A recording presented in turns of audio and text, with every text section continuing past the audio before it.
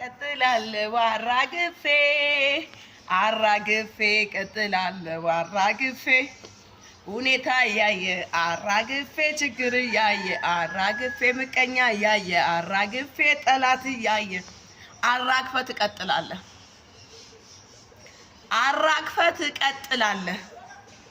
ሐዋርያ ሥራ ምዕራፍ 28 እንመለከታለን።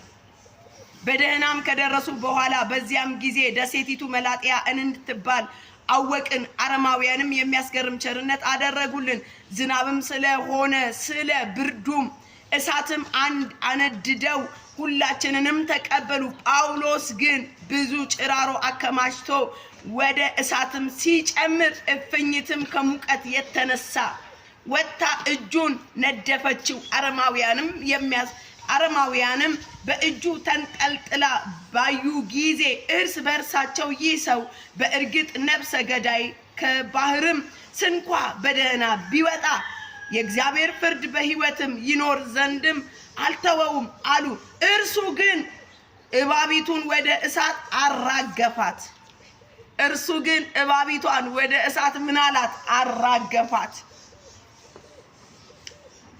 ጆላ ሳሊቫታ ኪላ ጂላማስ አሊቫንታ እሱ ግን እባቢቷን ምን አላት? አራገፋት።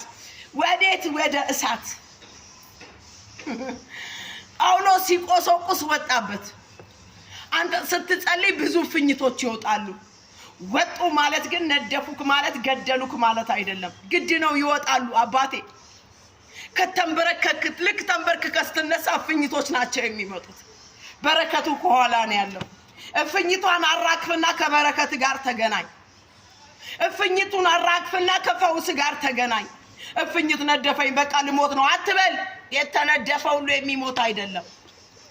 በጣም የሚገርመው ጳውሎስን በቃ ከዚህ በኋላ ባህር ላይ እንኳን በሰላም ቢመጣ ነፍሰ ገዳይ ነው።